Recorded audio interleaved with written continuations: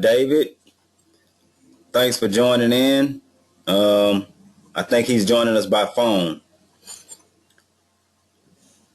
All right. So, David, you just missed the first quiz. We had a quiz about buyers from last week. I guess I'll give it to you at the end. That way you can take it like everyone else did. It's just 7 questions, multiple choice questions about last week. What I'm trying to do is make sure you guys remember things. I don't know if everyone takes notes, but I would recommend taking notes because it's a lot of information. And, you know, if you have questions, like I said before, just hit the hands up button where you hold your hands up so I can raise your hand so I can answer your question while we're going through this. At the end of my presentation, we're going to do a role play. So I would like everyone to get in a quiet area. That's okay, David. I appreciate you telling me that you're late. That's okay. We did wait a few minutes anyway, so we're just getting started. So the only thing you've missed was taking the quiz. All right. Wholesaling houses. We are wholesalers. Okay. You have real estate agents that are wholesalers too. You have other investors, flippers who started out wholesaling. Most flippers or rehabbers started out wholesaling first. You have bird dogs who actually turned into wholesalers because they actually were doing half of what wholesalers do in the first place, which is locate properties for sale by owner. So we are wholesalers. We stay motivated. We capitalize on mistakes. You will make mistakes. That's why I created this course, because I've been through a couple of mistakes myself. My first mistake, like I told you guys last week, my first mistake was thinking that if you find the deal, the buyers will come. But it's best to find your buyers first. That way they will be in place. They're already doing what you need to be done anyway. You're just adding on to the list of people that email them properties. So we close deals for a living. And like I said before, please be in a quiet place, because when we're done with this presentation, we will do a role playing. I want everyone to buy my house. I'm going to be a seller, and I'm going to tell you all about the house. Okay. So sellers, lots of sellers of wholesale deals are already investors. They sometimes sell to liquidate assets and other times just for profit. Those who liquidate are highly motivated because they are really looking to get rid of a headache. The why a seller is selling is a great way to figure out if the deal is worth your time. I'll say that again. The why a seller is selling is a great way to figure out if the deal is worth your time. I'm sure if y'all watch some of the videos about wholesaling, some of the gurus out there, of course, they tell you, always find out why this person is selling this property. You know, you don't want to get into all the way to closing and find out that this property has a tax lien on it and that seller's just trying to skip town with some money and, you know, and not pay his taxes, or hasn't paid his mortgage and he's in pre-foreclosure. You know, there are ways to go around that, but, you know, you're dealing with cash buyers that want these properties. There are different ways to find these deals. All right. So the great whys are that they no longer want to be a landlord because of bad tenants. You know, you've seen places that have the properties are boarded up already because they probably had a bad tenant or a few bad tenants and a few bad experiences at being a landlord. They thought the house was an investment, and it turned out to be just a money pit. The guys tear up the house. when he kicks them out after a few months of having to go through litigation and the owner having to pay to actually get the sheriff to come and kick them out of the house. They've tore up the house, kicked holes in the walls. He has to repair all of this stuff. Just bad tenants. He hasn't made any money off the property. He's had them. They were renting it for a year, and just bad tenants. Tear up, dig up the grass with your car. That kind of stuff.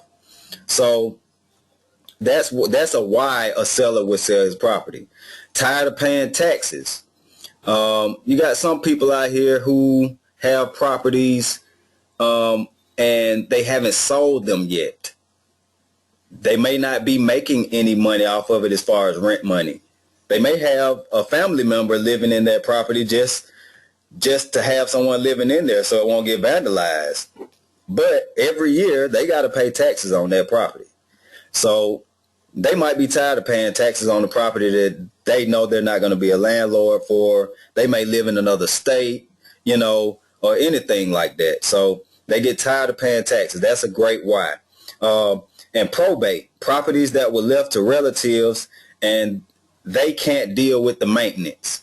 You have some people who say if not your father, but someone's father passes and they leave the house to the sister and the son, the daughter and the son, and the daughter lives 200 miles away and the son lives 500 miles away, and neither one of them wants to take care of that old house that they grew up in, so they may just say, well, look, I want to sell it. Let's sell it. We'll split the money. That is a good why to sell a property. That is the kind of person that you want to get under your belt. That's who you want to get under contract with, So I want to ask this question. I'm going to unmute everyone but Cedric because he's not in a quiet place.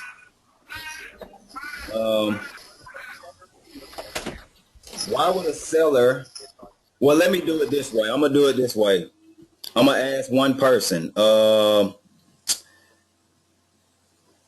David, can you hear me? Yes, I can. Okay. Why would a seller rather deal with you and not a real estate agent? What do you think? Well, I'm not exactly sure 100%, but I would think that dealing with me, Yes. I could get it for cash right then and there and avoid a lot of the paperwork and stuff. Okay. Let me see what Danielle has to say. She raised her hand. Okay, what'd you say, Danielle? They would usually, because they want to either avoid a commission, or if they sell it through an agent, they have to make repairs, and sometimes they don't want to put in the money to make repairs, so it's just easier to go through a wholesaler than to go through the agent. Okay, both of those are good answers. That's actually, David, that's what I was going to say, but Danielle made a good point. The real estate agent may tell you, look, you're going to have to repave your driveway, and that's going to cost about $3,000 or something, and the seller's not going to want to do all that. He wants to sell his property as is. So Danielle, that's a great answer too. But normally, yes, they want to close fast and they want to get cash. They don't want a real estate agent who's going to bring them a family that's just starting out. This is a new home for them. They don't know if their credit is straight. It's going to take the bank 30 more days to figure out if they want to actually lend these people the money for the property. So it may take 2 months, and then they get down the road to the closing and the bank denies everything and says, well, we don't think they're ready for it because someone used their credit card a couple of weeks ago that we can see and spent all of the money on their credit card. So we don't think they're ready. They don't want to go through that. So most sellers of the properties that we will be finding, that wholesalers find, they want cash. They want it quick. If you tell them you can get cash in under 30 days, that's great, because most of them know that when they bought their property, it took them a month and a half, maybe 2 months to actually close on the deal because of the bank, you know. Now, you have certain circumstances where banks actually close a little quicker than a month, but for the most part, it's a headache. So the sellers want to get rid of those properties pretty quick. All right. All right. I'm going to do a lot of reading right here, so y'all just bear with me. When you find a seller who is not an investor, this is a plus. When you say, I'll give you cash and close in 7 to 14 days, they're normally hooked. Okay. And I say that because those are the properties that you want. You know, like last week I was telling you, when you find your buyers, you don't really want your buyers to be showing up and finding out that, you know, this guy doesn't know what he's doing. You know, you want your sellers to come to you. I mean, you want to go to the seller, you want to find this seller, and you want them to be like, okay, I think this guy can actually purchase my property. You're a wholesaler. You're going to tell him, I'm going to buy your house, meaning that your entity is going to get the property under contract. You're going to get the property under contract because you have a buyer already that buys that type of property in that particular area. So your company, your LLC or entity, will get that property under contract with that seller, that type of seller. Now, that's one type of seller. You also have the investor sellers, who I've been mentioning. You have sellers who are actually investors, and they do this all the time. They don't care if you're a wholesaler. They'll pay your assignment fee. They don't care anything about that. As long as the deal is worth what they want, they'll do it. But if you're coming new to them, if you're new to them, they're going to test you. They're going to test you by asking you for a POF or proof of funds. Oh, by the way, the words in yellow, I would suggest that you take note of the words in yellow, okay? Because these are words that you will hear all the time. They're going to ask you for a real proof of funds with the earnest money deposit before they sign your contract. I mean, on the date of your contract. They want it within 24 hours of the signature with no contingencies. Okay. A POF or a proof of funds is usually needed for proof that you can actually purchase the property. Okay. Many banking institutions, hold on for me 1 second, because I'm going to have to read this.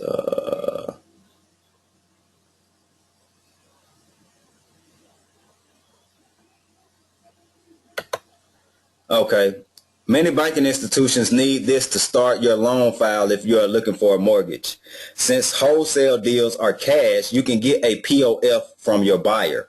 So just simply tell your seller that you'll have that POF to him in a couple days. And you go back to your buyer. You know that this is a property that he's going to want anyway. It's in his area. It's in his price range. The repairs are in his price range. This is a sealed deal. Unless he just doesn't have the money to purchase any properties at that point in time because he's purchased something else. So you're going to get that POF to him in a couple days. Now, if that seller says, well, I want that earnest money in in 24 hours. Okay. Well, it takes, if you wire money, if anybody knows anything about money in banks, if you wire money, it's going to take 2 to 3 days to wire some money. On a wire. So that's all you have to let them know. Look, we're not going to be able to give you the earnest money in 24 hours. We're actually wiring it into escrow. We don't want to give you a check. We don't know you. So it's going to the closing attorney or the closing agent's escrow account. And to wire in money, it's going to take over 24 hours. So your EMD or your earnest money deposit is usually deposited by your buyer once he agrees to purchase the property. Since most deals are designed to utilize the buyer's closing attorney or the title agent, EMD is sometimes already in escrow.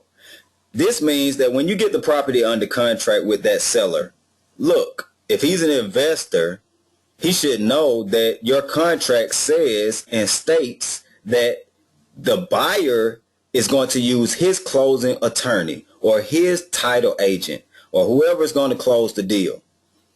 The buyer is. And usually the buyers, who are rehabbers anyway, they have $1,000, $500. They have this earnest money deposit, this EMD. They have it already set up with their closing attorney for any property that they bring already.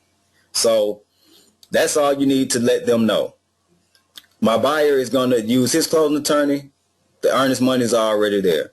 Buyers usually have a great relationship with their closing attorneys because the attorneys charge them a base rate on all the buyer's closing costs. So if this buyer is buying 5 houses a month, best believe that this closing attorney is going to cut him a deal.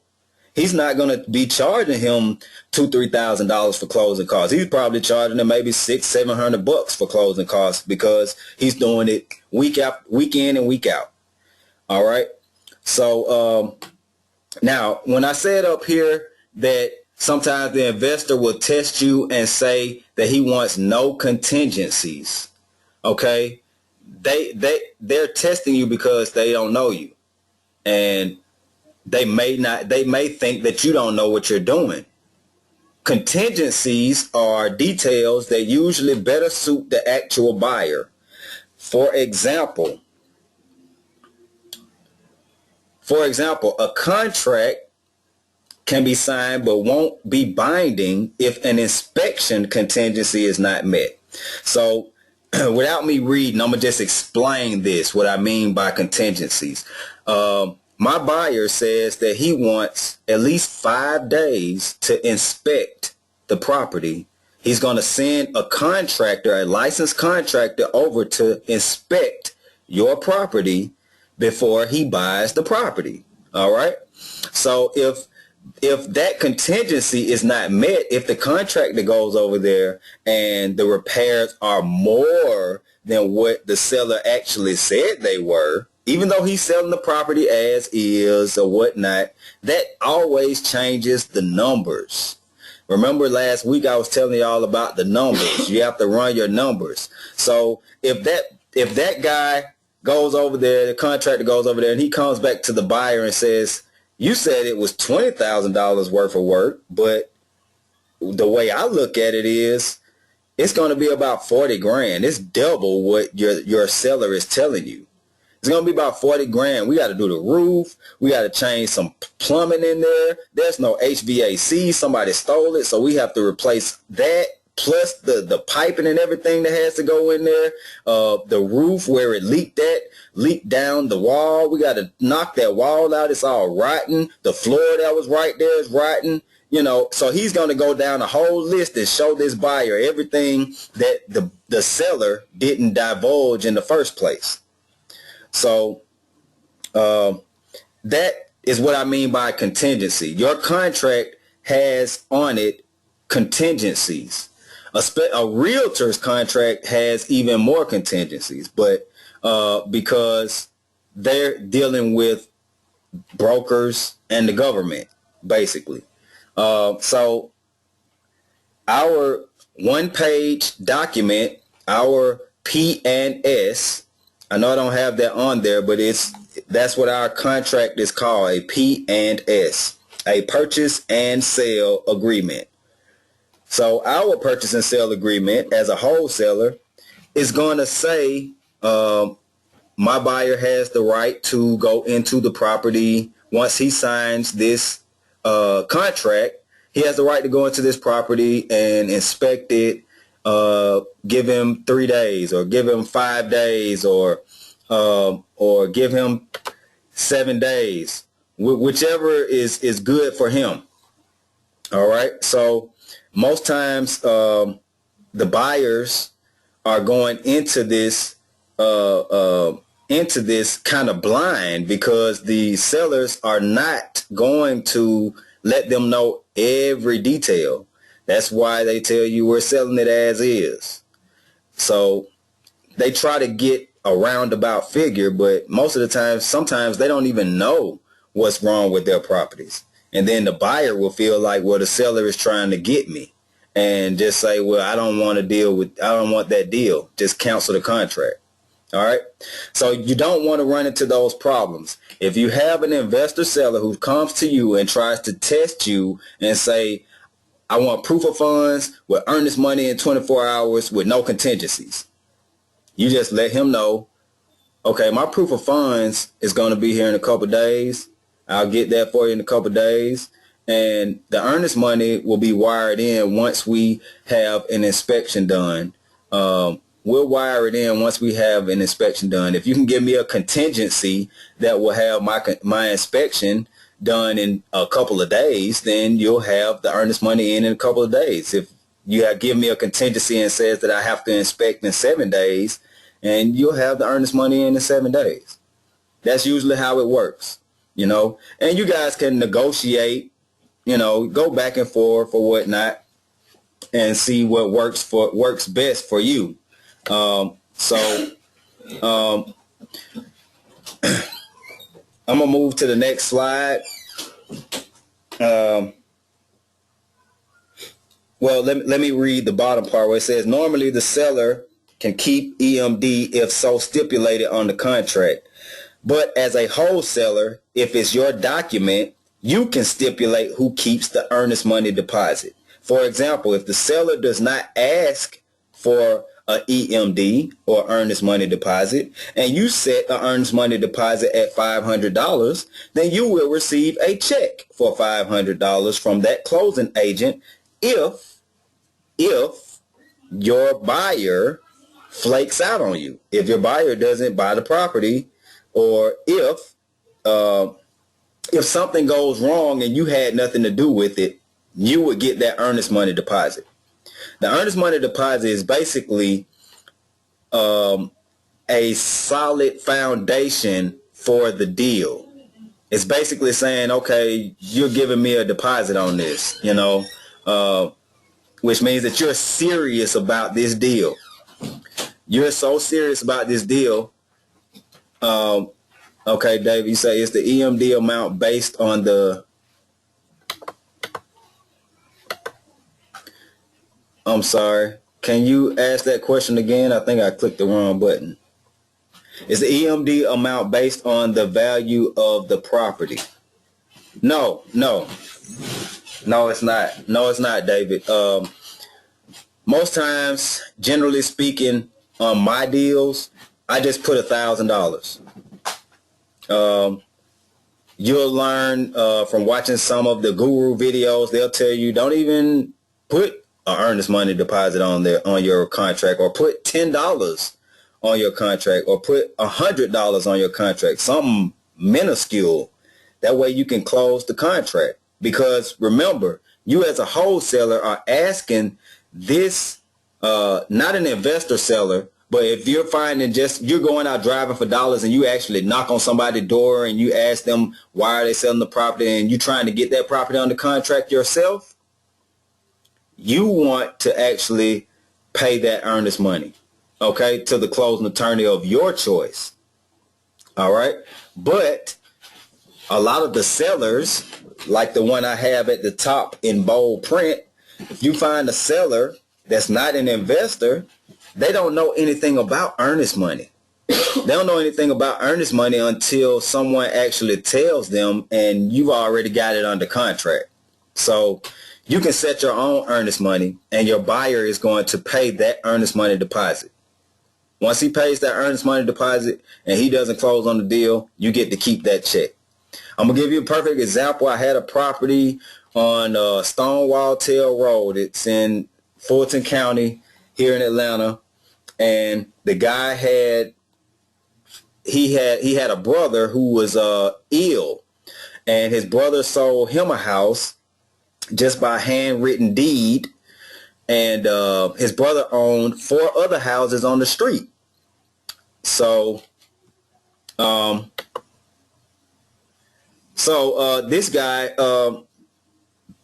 make a long story short, I found a buyer. The buyer put $500 in earnest money with his closing attorney. Um, the buyer came back to me and a week later and said, well, I'm a wholesaler and my buyer was getting hard money and the hard money lender told him no deal. So I'm like, you didn't tell me at first that you were a wholesaler, and he was like, well, I'm sorry about that, man. I just, I can't close this deal. So after that, after our conversation, I didn't ask him about the earnest money because I wasn't thinking about it at that point in time. But the reason I put $500 down here at the bottom is because I got to keep $500 that guy left with his closing attorney, because the next day I called his closing attorney and was like, don't I get to keep the earnest money deposit check? And he said, well, I'll give you a call back. And he called me back and he said, well, your contract states that. So yes, you can come and pick up your check in a couple of days. So I did. So that's a win-win situation for a wholesaler if the buyer flakes out and they've already put earnest money up. But know that most of these buyers are already doing this. So until they get an inspection on the property for sure to know exactly what the numbers are, they're not going to put the earnest money up to anyone. All right. Okay, so let's move to the next slide. All right, we're going to talk about the residential deals now. We have a few different types of residential deals. You have for sale by owners, absentee owners, tax liens, subject tos, auctions and foreclosures, and REOs. All right. Residential properties are single family homes or multifamily units under 5 units. Remember that if somebody comes to you and says that they're selling a residential property and it's a multifamily unit that has 8 units in it, that's not a residential property. That's a commercial property. Okay. Most multifamily units that are quadruplexes, that's about as high as you can go with stating that it's a residential property. When it goes past 4 units, they say that that's a commercial property. Okay. So for sale by owners are usually properties that a seller or investor seller is marketing to sell on their own, which means that, yes, they put up a sign that says for sale by owner. Most owners don't know a thing about selling their property. They probably lived there for years and they're ready to move into a smaller place or ready to move out of state to Florida and get old and go to the beach and go fishing and whatnot. So that's why they put up a for sale by owner sign, because they don't want to deal with the agent as well. They think that they can sell their property themselves, which they do. All right. So most times the property is paid off and owned by the seller outright. But in some cases, there may be a mortgage balance left on the property which needs to be paid by your end buyer upon agreement. All right. When you find a property that does have a mortgage balance and it's for sale by owner and he's paid 29 out of 30-year mortgage, he just hasn't paid the last year, you can find a buyer that'll be willing to take that if the deal is correct, if the deal is right, if the money is coming, the profit for him is juicy, he's going to eat it, Or you can always do a subject to deal, and we'll get into that. All right, types of residential deals. Absentee owners. These are the properties that most of us are going to go look at anyway. Most wholesalers, this is what they go look at. Now, if you look in the middle of the screen, you see a website. I want everybody to copy that website, write it down, or whatever. And once you, or put it, go ahead, since you're on the computer, just go ahead and go to your browser, type it in, and bookmark it.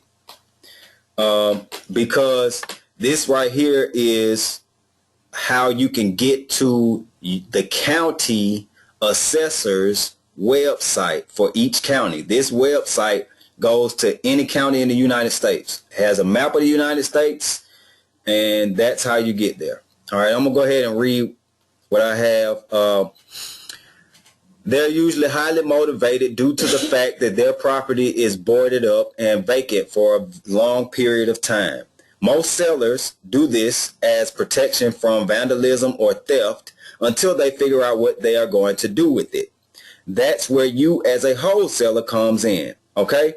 So you as a wholesaler, you need to find this person that has this boarded up property. No one lives there.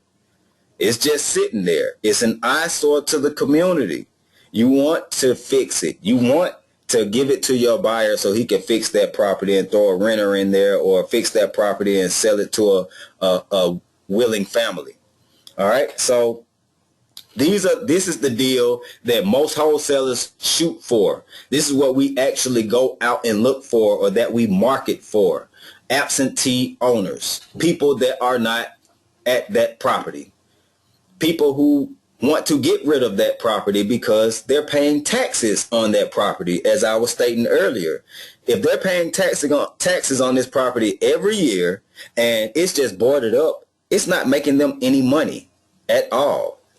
It's an eyesore. It's not an investment to them at all. So they want to get rid of it. So you as a wholesaler will come in and buy the property from them, or find a buyer for them. All right.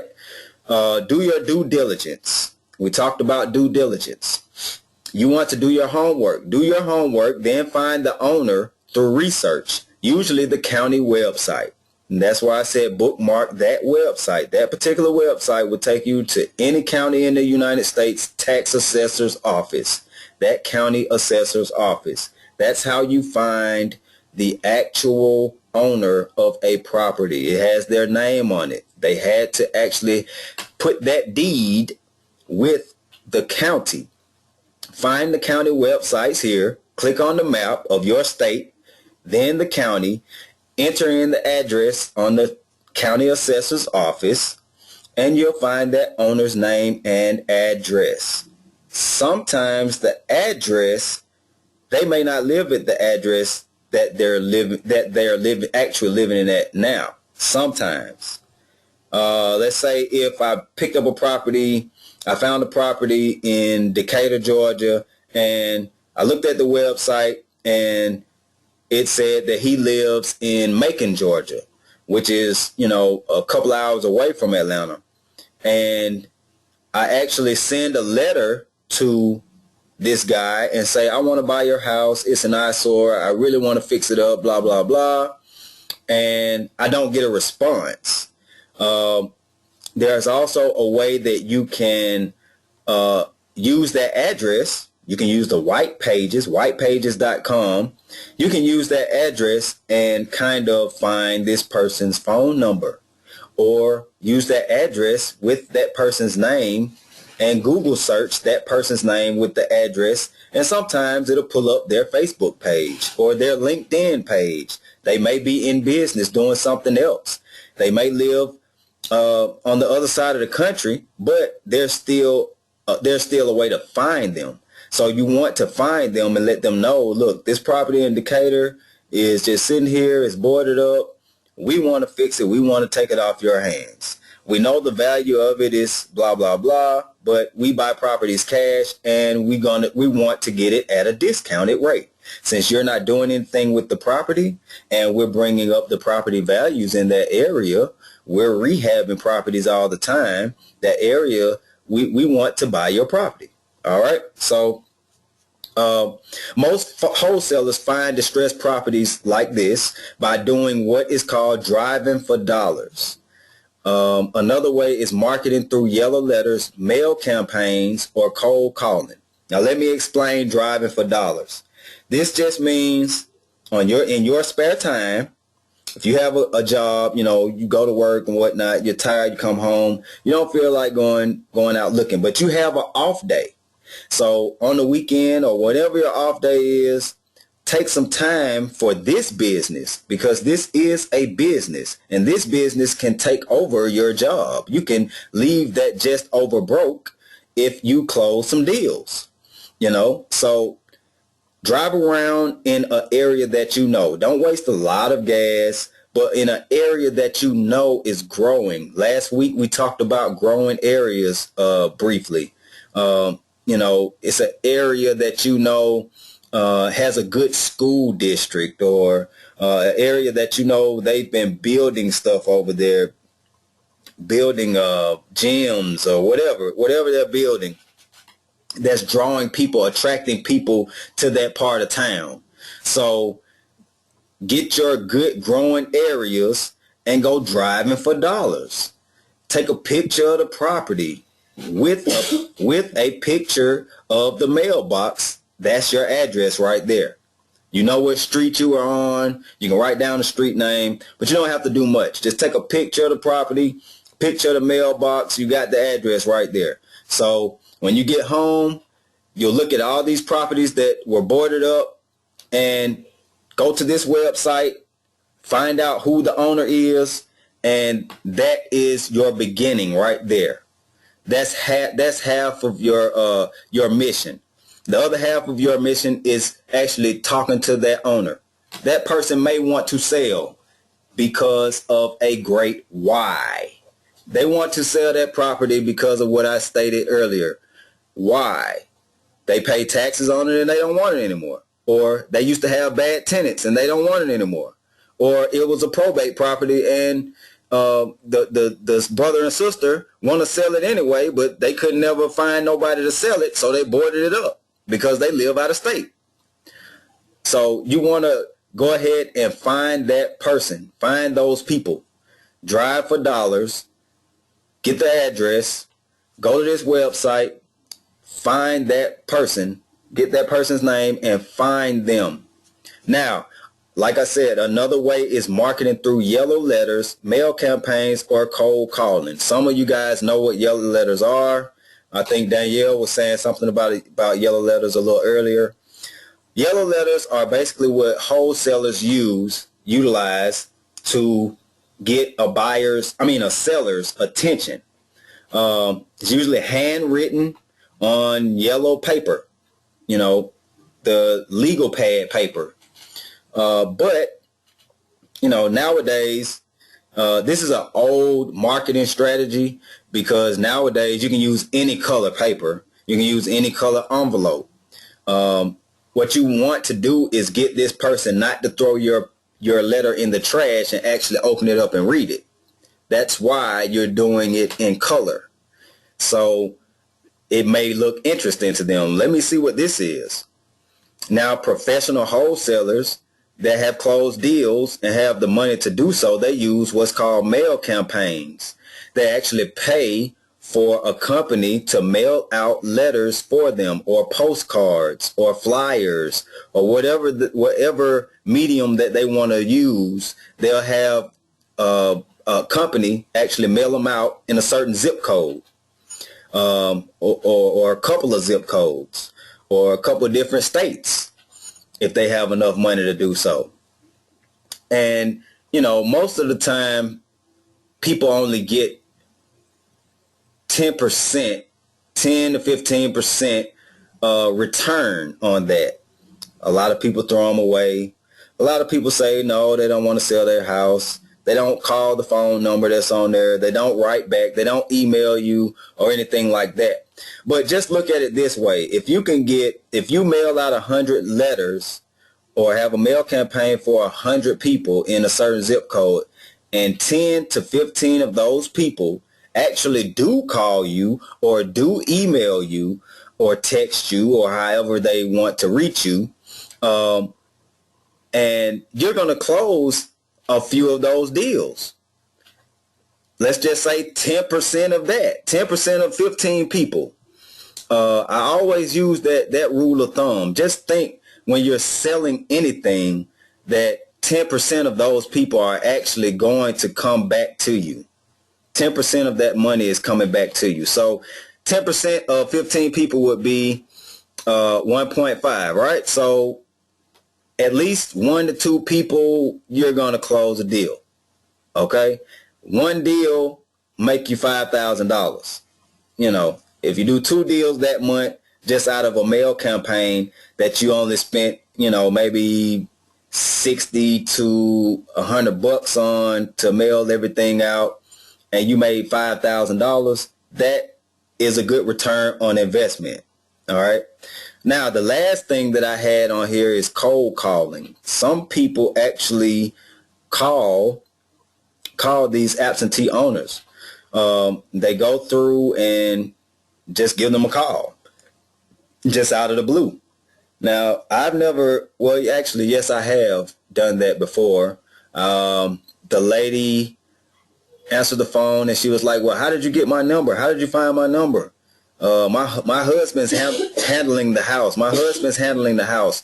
I'll just get him to call you. And he never called me because she sounded like, you know, like she was paranoid, like I was the CIA. You know, I have an unlisted number and you calling me. I don't know who you are. What do you mean you want to buy my house? You know, so I don't do cold calling personally. Not saying that it doesn't work. I've actually seen some people who actually do this all the time. They sit at home.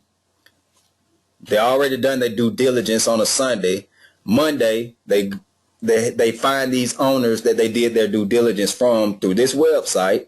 They find their owners going through the tax assessor website, and some kind of way that online they find these people's phone numbers, and they actually give them a call. And sometimes it works, sometimes it doesn't. But understand that this is, you're selling things, so, and your thing to sell is real estate. So you have to actually put some action into what you're doing. It's not going to come to you without you doing some work.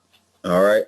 And mailing a letter is not much work. You know, writing a few letters, that's not much work. Paying a company to actually do a mail campaign for you definitely isn't a lot of work, especially if you get 10% return on your investment. All right. The more action you take, the more it pays off. Okay. All right. So let's move to the next slide. Tax liens. Tax liens is a whole nother animal. And I wish I could pick up tax liens every day because they are cheap properties, very, very cheap properties, and you can sell that property for what it's really worth. All right. Tax liens are properties that are seized by county or state government agencies after the owner or mortgage holder defaults on paying property taxes after a certain amount of time. So let's just say you have John. He lives in this house over here on the left, and he hasn't paid his taxes. He's paid his mortgage, but he hasn't paid his taxes for the past 2 years. And the government has been sending him letter after letter. Please pay your taxes. Please pay your taxes. Okay, Mario. All right. No problem. I'll email you some stuff. You know, I know you got to go to work. I'll email you some stuff so you can play catch up. All right. Okay, so let's just say, you know, this owner, he just wasn't studying paying taxes, or he didn't have the money to pay his taxes. So his taxes owed for 2 years was $5,739.85. So he loses his house. They come and actually seize his house. The county can come and get your house even if you just owe that little amount. Even if you owed $100 for taxes, if you don't pay them their taxes, they will come and get your house. They don't care if you've paid your mortgage up. That has nothing to do with your taxes. That's a separate entity. All right. So most times the owner has been warned for a while to pay the property tax and has basically ignored the warnings or just can't pay for whatever reason. Counties sell these properties for pennies on the dollar on the county courthouse steps, 1 day per month. In some states, there's a time period, even after you buy the property, for the original owner occupant to recover the property by paying the back taxes and paying you back with interest. There are ways around this. Okay, so let me explain this. Every month, if you go to any courthouse step, every month, once a month, they're going to be selling houses on those courthouse steps. They sell them from tax liens or probate, meaning someone died and their family didn't want that property. They didn't accept it, so the county took it. So you can go down there and put a bid in on a property, but you need to have, I think you need to have 10% of that in your pocket, or it's some certain amount. You have to check your own county to find out how much. But you can go down there and buy a property, say like this one that's on the picture, for $5,000. That's a nice house. Just looking at that house, there has to be at least $150,000 house. In Atlanta, that's a $150,000 house or better. So just think, you paid $5,700 for this house and you can sell it for $150,000. And people do this all day, every day. Well, once a month anyway. So if you can get this person that is about to lose his house before it goes to the courthouse steps, you have won. I'm gonna read the rest of this and I'm gonna tell you why. For instance, if you as a wholesaler get a listing of upcoming properties about to be seized, contact the property owner and have them sign a document stating that you will pay their taxes for them and give them enough money to move in front of a notary, meaning they have to sign the document in front of a notary. You then can just take this document to that county courthouse with a check for the taxes owed and own it free and clear without waiting 6 months to a year. So in most states, they have a period. If I just went down there and bought this property right here from John, well, no, from the county, and they'll tell John, look, someone just bought that property, they paid the taxes, but you have a year to give us the tax money plus our fee plus pay him his money back with interest.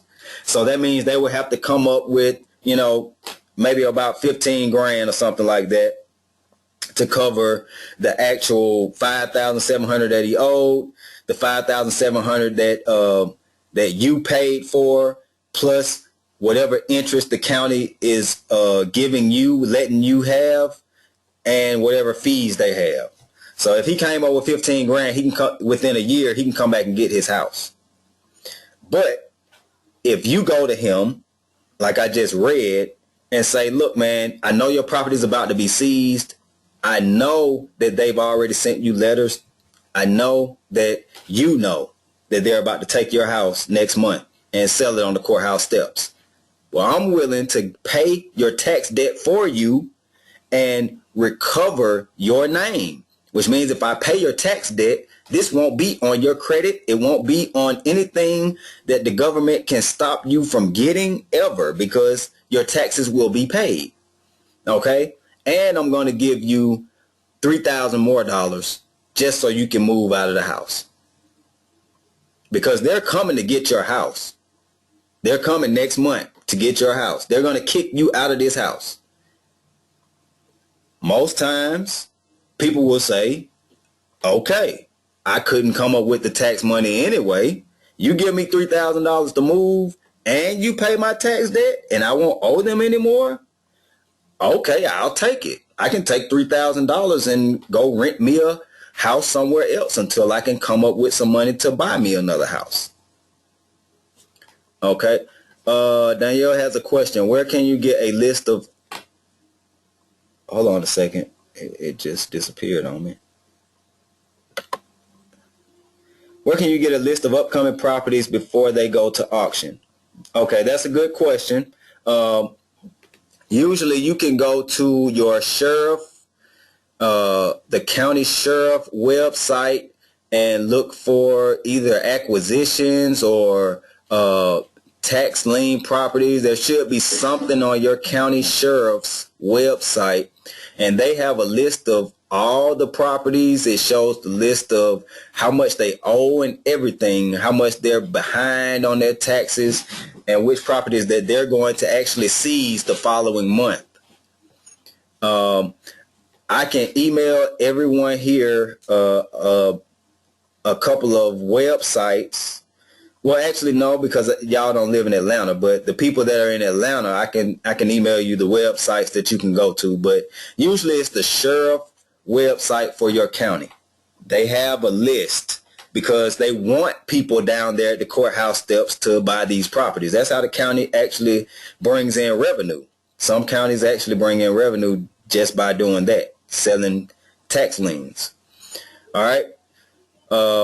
So now just imagine paying $2,000 for a property and maybe another $2,000 for a move-in allotment for a property that is valued at $100,000.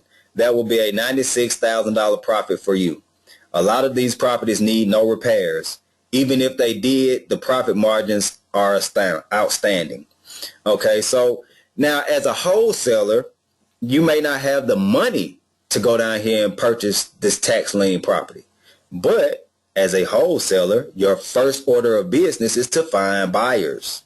So if you have a buyer that has money and you tell this buyer, look, man, I have a listing of tax liens for next month, and I found 3 properties out of these 25 houses that fit your criteria. Are you willing to go down to the courthouse steps with me and buy a few of these 3 properties?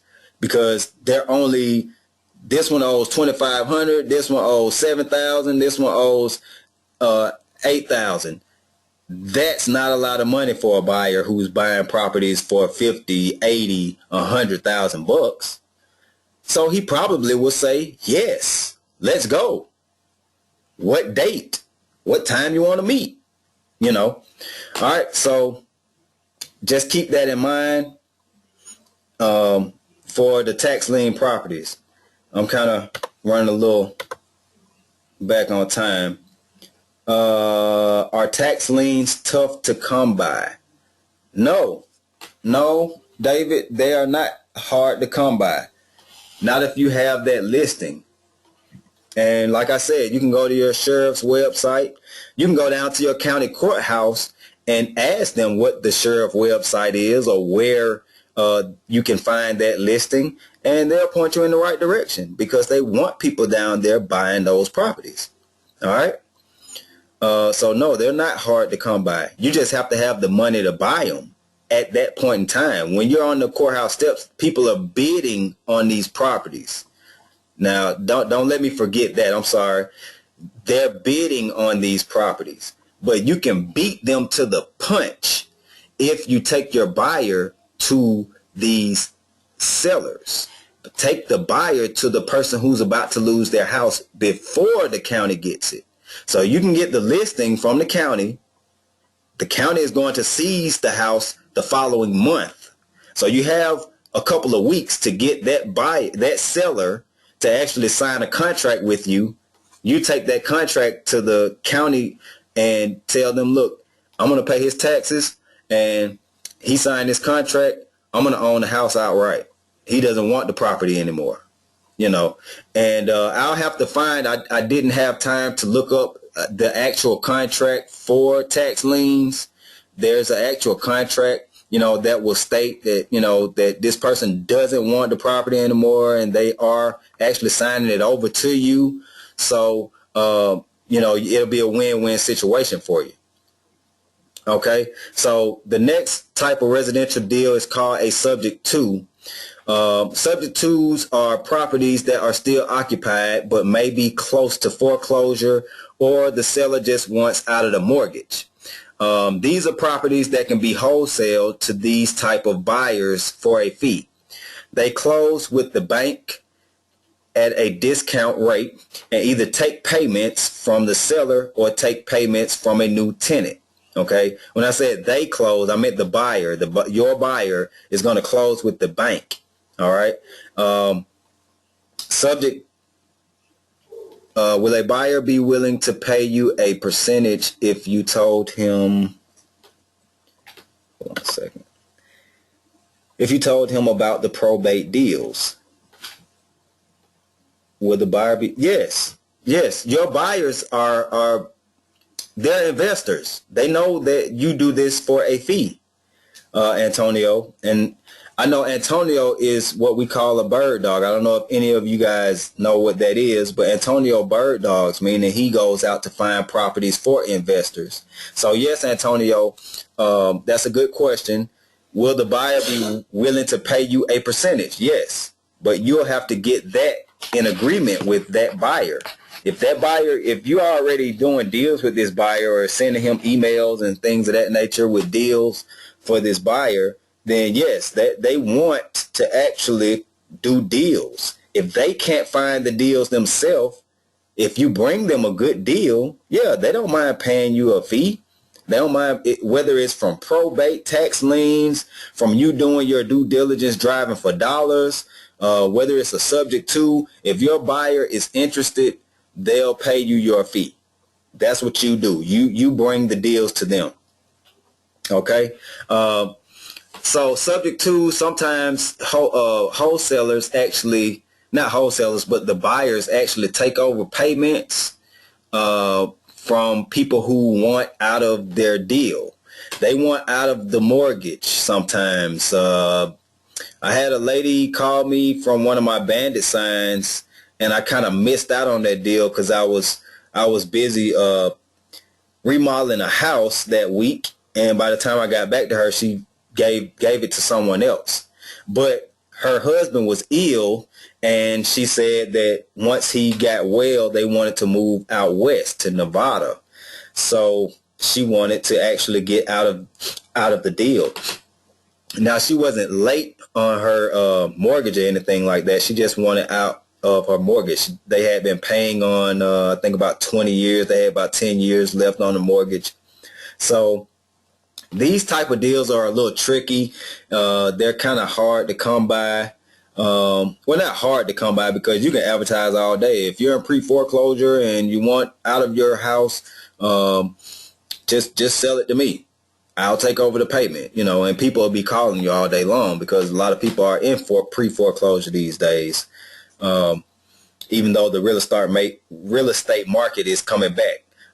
Subject to deals can be found through basic marketing towards pre-foreclosure occupants. Like I just said, you can just basically put a couple ads out on Craigslist, get you a couple bandit signs to say, I'll take over your payments, like this sign that's on the picture up here. I'll take over payments, any condition, and your phone number, and you'll get calls all day for subject tos. But that's something you'll have to be actually interested in working with, because it's not something that's going to bring you a check quickly. Not as quick as you going out finding a seller with an abandoned house who wants to get rid of it and it fits your buyer's criteria and your buyer closes in 7 days. It doesn't work that way. It's not gonna be that fast because you're actually dealing with the bank or whatever lien holder has that mortgage note. Okay.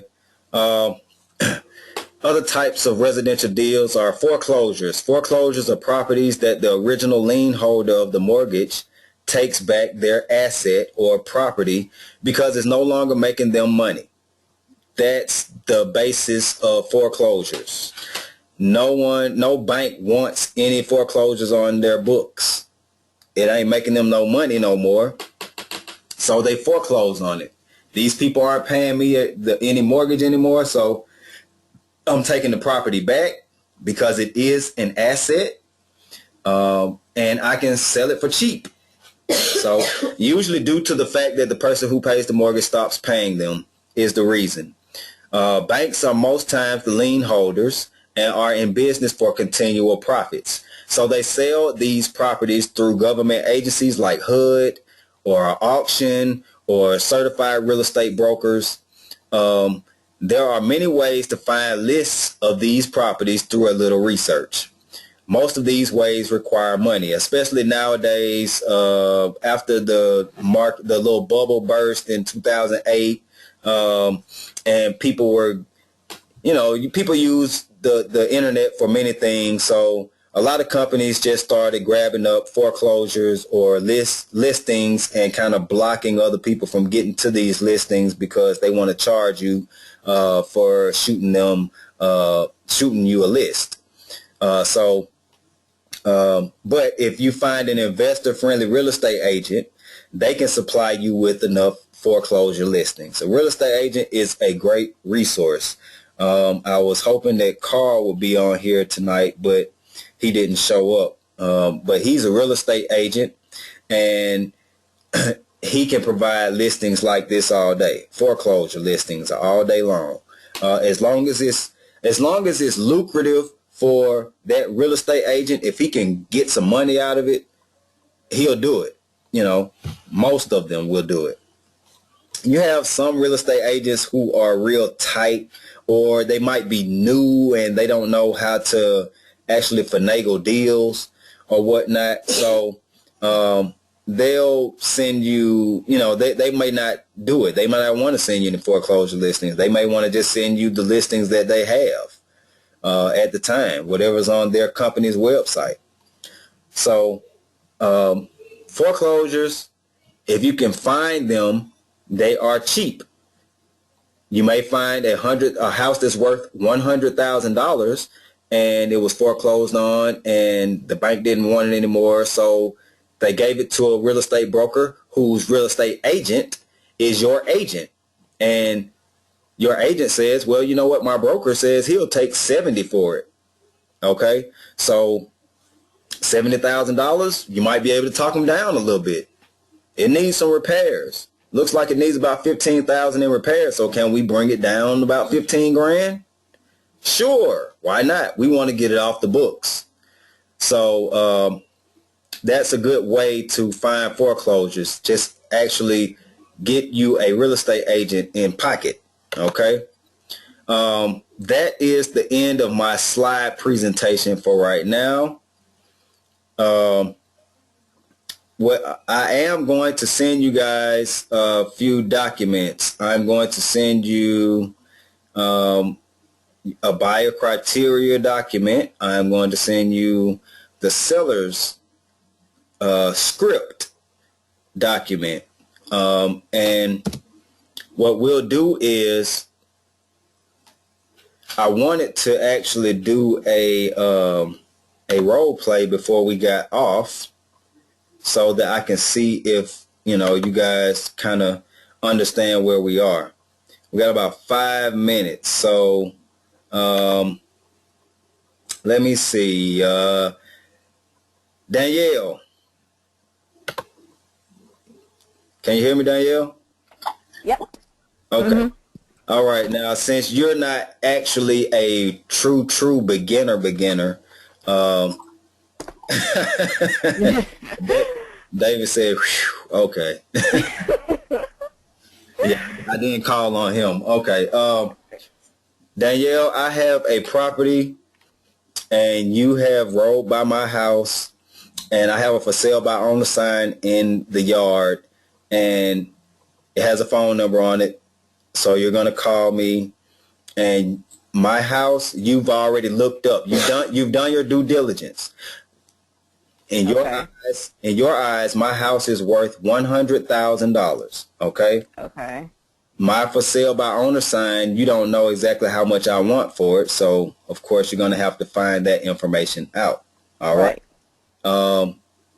And you'll have to find out other pertinent information, which your buyer has already asked you to find out for him. Okay. Okay. All right. So ring, ring. Okay. Ring, ring. Hello? Hi, how you doing? I'm doing good. Just sitting here eating. Okay, is this Tori Manning I'm speaking to? Yes. How can I help you? I noticed you had a for sale by owner sign in front of your property. Yes, I'm trying to sell that house. Okay, do you mind if I ask you a couple of questions about your property to just try to get an understanding of, um, a little bit more information about it? Yeah, sure, but I don't want a real estate agent. Are you an agent?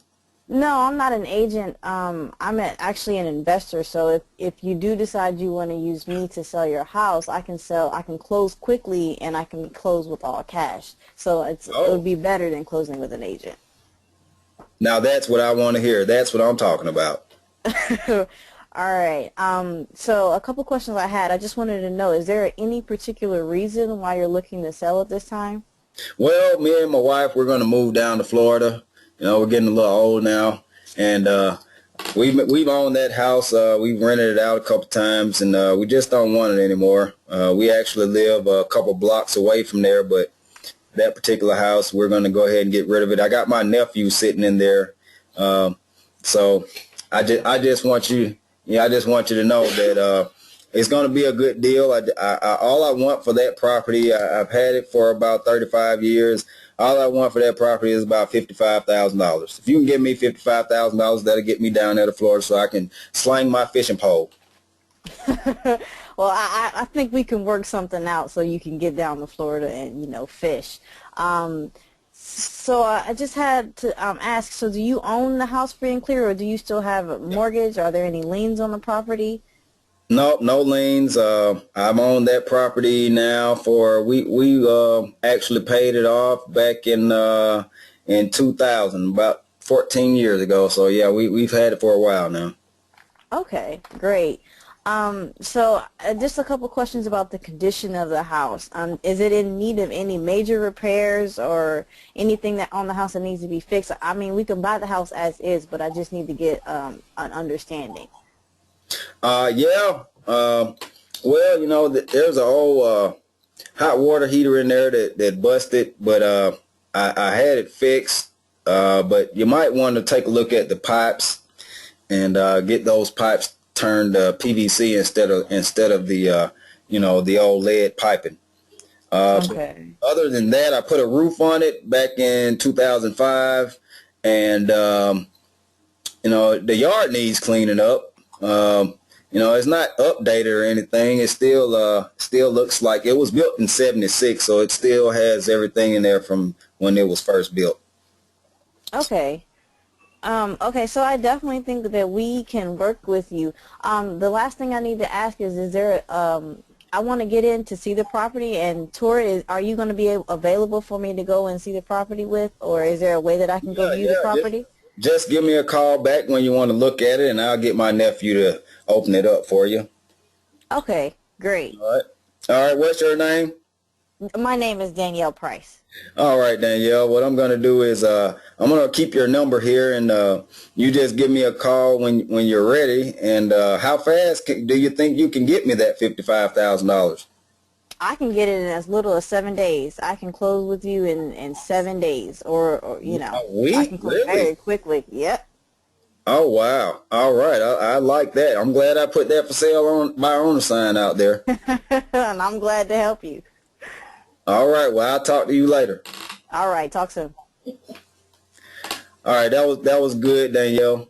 Uh, that's usually how it goes. It's cut and dry. And then everything else that we'll be learning for the next couple classes, we'll do some more role playing. We really don't have time right now. We got like 1 minute left, so um, we'll do some more role playing, and that way, you guys won't be scared to talk to people. You can't be scared to talk to people in this industry. You have all kind of people that you talk to. They might be country, old, backwards, young. They might want to cuss. They might, so you're gonna have to deal with a different crowd all day long. But you'll have to just keep your composure and make sure that the deal is done. Always be closing. Always remember that. Always be closing. Keep the ABCs going. So I appreciate everybody coming out tonight and spending an hour and a half with me. And I'm going to eat me some chili and get ready for bed. And we'll do another one on Wednesday. All right. Well, thank you, David. No, thanks goes to you guys, because without you, I wouldn't be able to do this. And remember, if you can invite some friends, just send them the link that I sent you for the friends, not the actual link to my website, because you know, they can just sign up then, but they won't be able to get in anyway without paying. Oh, you're welcome, Danielle. All right. All right, so y'all have a good evening, and I'll talk to y'all Wednesday. Oh, and remember, if you ever have any questions or concerns, just email me. Thanks, Antonio. Just email me any questions or concerns, and I'll answer your questions by email. And like I said, I'm gonna send you guys some material. I'm gonna send you guys. David said, "Good job, Danielle." I'm gonna send you guys some material, and you can see it. Okay, I don't know why I thought that you guys couldn't see that. I'll send you guys the material for. It's gonna be a seller's script. Danielle did pretty good, but you guys can look over this script, and it's gonna be a buyer's script. Well, actually, it's just a form, but you can use that over the phone for your buyers and just ask them the questions and fill in the blanks. And then Wednesday, we're going to start talking about marketing. So, and that's thank you, Tanya. And marketing is a very big part of this. I'm sure you guys get emails all day long asking you to join this and join that. So, but we're going to talk about that. All right. So y'all have a good night. Thank you.